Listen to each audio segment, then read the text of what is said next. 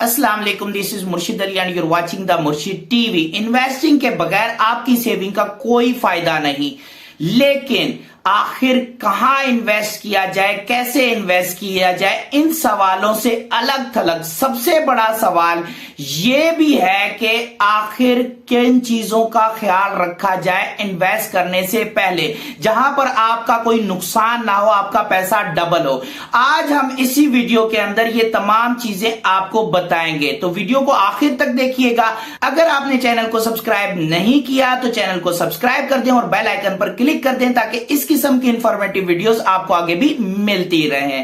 Middle class लोगों के लिए पाकिस्तान में मल्टीपल ऑप्शन है इन्वेस्टमेंट के। स्टॉक्स में इन्वेस्टमेंट की जा सकती है, म्यूचुअल फंड्स में, बॉन्ड्स में इन्वेस्टमेंट की जा सकती है, आई सेव के जैसी एप्लीकेशंस मौजूद है जहां आप इन्वेस्टमेंट कर सकते हैं, क्रिप्टो के अंदर इन्वेस्टमेंट की जा सकती है और इसके अलावा कोई छोटा मोटा बिजनेस भी लॉन्च किया जा सकता है। तो शुरू करते हैं। Number 1, risk tolerance. आपने ये अंदाजा करना है कि आपकी बर्दाश्त कितनी है, जो आपके पास सेविंग की अमाउंट पड़ी हुई है वो कितनी अमाउंट है। कहीं उसके बाद फौरन ही आपको अगर कोई इमरजेंसी पड़ जाती है तो आपके पास कोई भी रुपया ना हो, ऐसा नहीं होना चाहिए।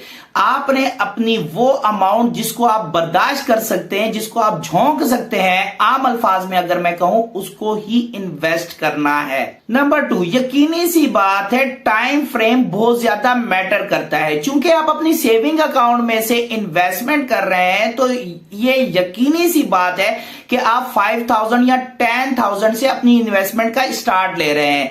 इतनी कम इन्वेस्टमेंट के लिए लॉन्गर टर्म के लिए अगर आप सोचेंगे तो ज्यादा अच्छा बेनिफिट अर्न कर सकेंगे।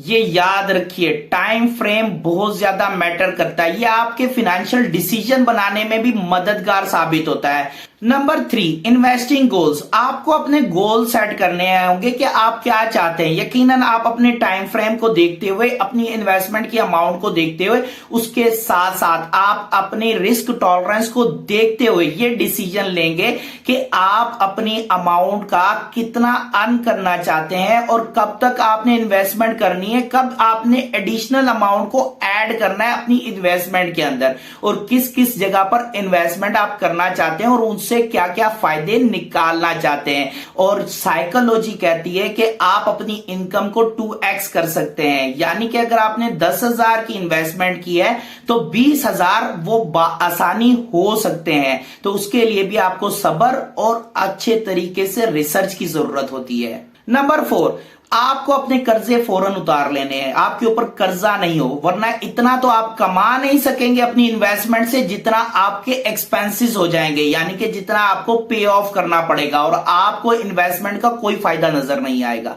नंबर 5, ये बहुत ज्यादा अहम है, इन्वेस्ट ऑन योर सेल्फ। अपने ऊपर खर्च करें, अपनी एजुकेशन पे, अपनी फाइनेंशियल लिटरेसी को बढ़ाएं, अपना टाइम खर्च करें। सबसे बड़ी इन्वेस्टमेंट टाइम की है। आपको अपना टाइम इन्वेस्टमेंट करना चाहिए अपनी रियल टाइम फाइनेंशियल एजुकेशन के अंदर। इस किस्म की वीडियोस देखनी चाहिए और उसके साथ साथ इस किस्म की किताबें भी पढ़नी चाहिए जो कि फाइनेंशियल लिटरेसी को बढ़ाएं, ताकि आप अच्छे से अच्छा डिसीजन ले सकें और अच्छे से अच्छी इन्वेस्टमेंट कर सकें जिससे ज्यादा से ज्यादा रिटर्न कमा सकें। नंबर 6, वॉरेन बफेट कहते हैं कि ईटीएफ्स में आप अपनी अमाउंट को इन्वेस्ट करें। अगर आप बिगिनर्स हैं स्टॉक के अंदर, ये वो स्टॉक्स होते हैं जो कि गुलदस्ता होता है काफी सारे स्टॉक्स का और उनका छोटा छोटा हिस्सा इसके अंदर डाला गया होता है, यानी कि एक एक फूल सारे गुलदानों में से निकालकर एक गुलदान में डाल दिया जाता है। इनके अंदर रिस्क कम होता है और यूजुअली आप ये समझ सकते हैं जहां पर पेन कम है वहां पर गेन भी कम है। लेकिन अगर आप बिगिनर हैं तो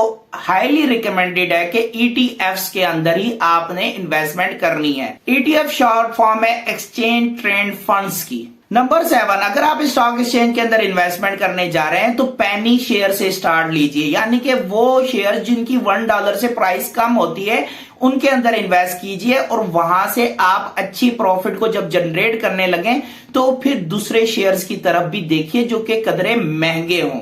ये याद रखिए, अगर आप फॉरेक्स में या क्रिप्टो करेंसी में या फिर स्टॉक के अंदर इन्वेस्ट कर रहे हैं और आप बिगनर हैं तो जो आपने रिस्क टॉलरेंस के हवाले से अमाउंट डिसाइड की थी, अगर वो 10,000 की अमाउंट है आपने इन्वेस्ट की है और अमाउंट तब तक इन्वेस्ट नहीं करनी जब तक आप फुल्ली एक्सपीरियंस्ड ना हो जाएं या फिर आपका कॉन्फिडेंस लेवल हाई ना हो जाए। तब तक आपने क्या करना है, 10,000 जब 20,000 हो जाए तो अपने 10,000 निकाल लें। और बेहतर यही है कि जो वहां से अर्न किए हैं उसी 10,000 को बार बार घुमाते रहें और जब वो 20,000 हो जाए तो फिर दोबारा अपने 10,000 निकाल लें। लालची बनने की बिल्कुल जरूरत नहीं है, वरना आप अपना तमाम तर हार्ड अर्न्ड मनी गवा बैठेंगे। अगर वीडियो अच्छी लगी तो लाइक एंड शेयर लाजमी कीजिएगा और कमेंट सेक्शन में अपनी राय लाजमी दीजिएगा। Thank you very much. अपना और अपने इर्द गिर्द के लोगों का खास ख्याल रखिएगा। अल्लाह हाफिज।